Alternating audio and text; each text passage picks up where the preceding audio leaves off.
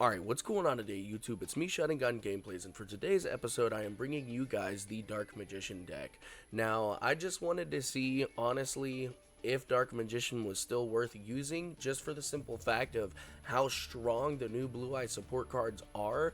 I'm not going to say that they're not worth using anymore, but Blue Eyes is far, far, far more superior than Dark Magician. I got 5 replays for you guys.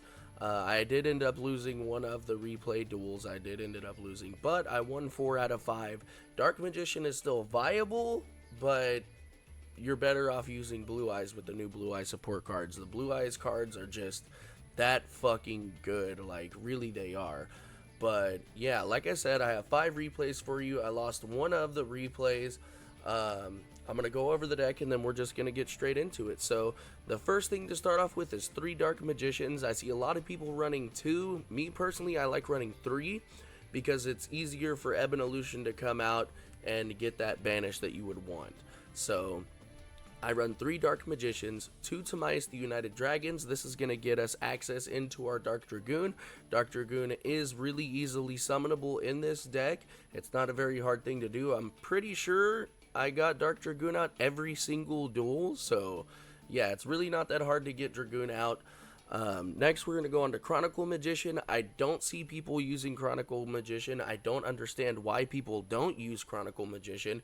If Chronicle Magician is in your hand, you can special summon Chronicle Magician off of Unicorn. You can special summon it off of Dark Magician. It's just a very, very good combo piece in the deck. It gets you access to a free level 7. Like I said, I don't see any reason why you wouldn't use it. It's just a very, very good combo extender card. Plus, it lets your Dark Magician have 5,000 attack, which I did use in one of the replays. Like, that 5,000 attack secured me the win for the duel. It let me get an OTK. So, we're going to be going to 2 Kashtira Unicorn. This is just to search the Theosis. If you already have Theosis in hand, then you'd special summon Fenrir. But, yeah, Unicorn, just the combo extender. Fenrir with Theosis, like I said, you special summon Fenrir off of Unicorn using Theosis. For Fenrir, you would search Rise Heart, activate Rise Heart, special summon Rise Heart. It's just more extenders. 3 Magician's Rod. This lets us search any magician, spell, or trap card from our deck to our hand. It is an amazing combo extender. It does get ashed a lot. I'm not going to lie to you guys. Since there isn't much support for Dark Magician, there's only a couple targets that you can ash, which is Illusion of Chaos and Magician's Rod. So, yeah, most of the time Magician's Rod is going to get ashed. Speaking of Ash Blossom, we run 2 Ash Blossom and Joyous Springs. We're running 1 Ghost Bell and Haunted Mansion. We're running 3 Magician Souls. This just lets us special summon Dark Magician from our graveyard because it sends it to the graveyard and then its secondary effect special summons Dark Magician. Or, if your hand's a little bricky, you could use the first effect of Magician Souls. In a Dark Magician deck, I've personally never had to use it, but it is good to discard Soul Servant with, draw a card, then if you have Dark Magician in your grave or in your field, you get to draw another card with Soul Servant. So there is utility for the first effect of Magician Souls. I personally just haven't used it. Next, we're running to 3 Illusion of Chaos. This allows us to search any monster that mentions Dark Magician or Dark Magician himself. Most of the time, you're going to be searching for your Timaeus the United Dragon to make Red Eyes Dark Dragoon.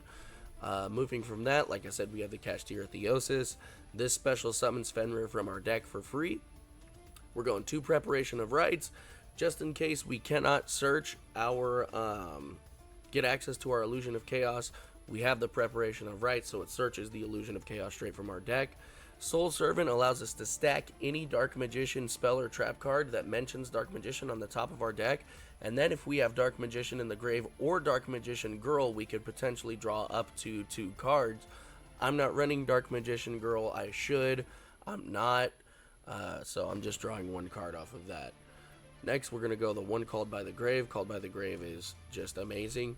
Super Polymerization is literally what saved most of these duels. I'm thinking about taking out 1 Rod and adding another one of the fucking Super Polys. it saved me pretty much in almost every single one of these duels. Like, no joke, Super Poly is what makes this deck, like, fucking phenomenal. Just being able to use your opponent's strong monster cards to be able to summon either one of these is just fucking fantastic. We're going 2 Secrets of Dark Magic. Secrets of Dark Magic, since it's a quick play spell, it allows us to fusion summon using monsters in our hand or field. What this does is it allows us to access OTKs much more easily. So here's for an example. Let's say you have the Dark Magician on the field with your Chronicle. He's boosted to 5k. You have Magician's Rod. You attack directly with your Dark Magician, then you attack directly with your Magician's Rod. Then you use your Secrets of Dark Magic, summon the Dark Magicians, finish the game. It's just a really good OTK extender. Like, it's a really good just extender in general, not just for OTKs. It's really good for interrupting your opponent. Let's just say you normal summon the Rod. You already have Dark Magician in your hand or field. You normal summon the Rod. They go to imperm your Rod. You immediately activate Secrets of Dark Magic. Fusion summon them into the Dark Magicians. You still get your search. Dark Magicians comes out on the field. You would activate Dark Magical Circle, letting you potentially just draw a card off of Dark Magical Circle itself, and then your Dark Magicians will also activate, letting you draw another card. So a lot of combos in this deck allows you to just draw 2 cards. It's a really good draw engine. It's just the utility of the cards themselves aren't too good. Magician Salvation, this lets us set Eternal Soul from our deck. I wish it would let us activate Eternal Soul straight from the deck, like Maiden of White does. You discard Maiden of White, it lets you activate True Light from your deck or your graveyard. I wish that was the case with Salvation, but it's not. We just get to set it. Skill Drain. Skill Drain is fucking phenomenal. It literally won me a game. It's a fucking floodgate. Skill Drain and Dark Magician work so good together because, for one, Dark Magician doesn't have an effect. If you have Eternal Soul, you get rid of your Dark Magician using your extra deck. Then you activate your Eternal Soul, banish one of their cards, and you still have that unaffected 25 beat stick on the field. You guys will see what I mean with that utility.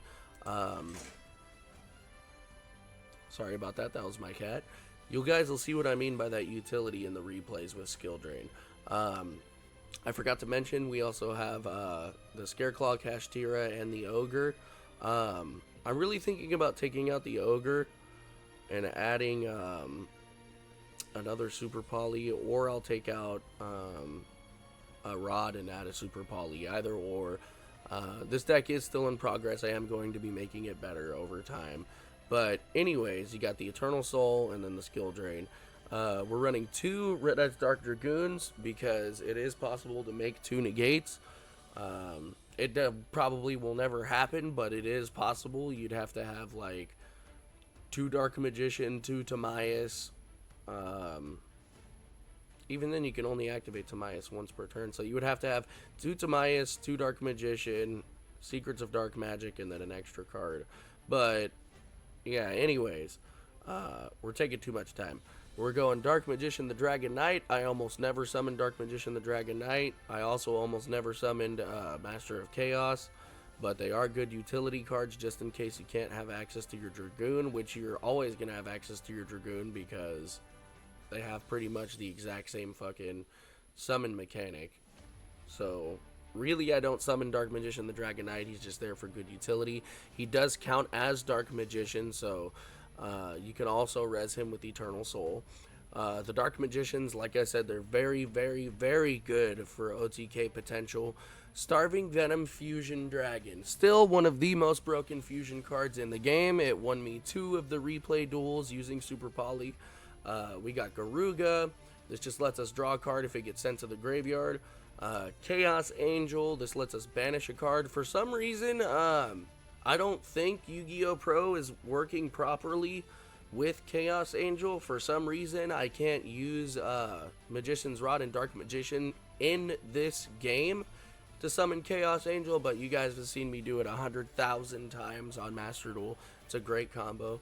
We go Zeus for the board wipe, Ebon Illusion Magician for the special summon of the Dark Magician straight from our deck, and the extra banish. So you get 2 banishes per turn if you have Ebon on the field. Then we go Shingra-Ira. Shingra-Ira is just a special summon another monster. Usually what we do is we'd attack with Eben, then use Shingra-Ira to summon Zeus. Then we're going to go Access Code Talker, Apollousa, Selene, and Majestus Artemis. That's pretty much it for the deck list. If you guys enjoyed this video, be sure to leave me a like and be sure to leave me a sub. It is the best way of supporting my channel.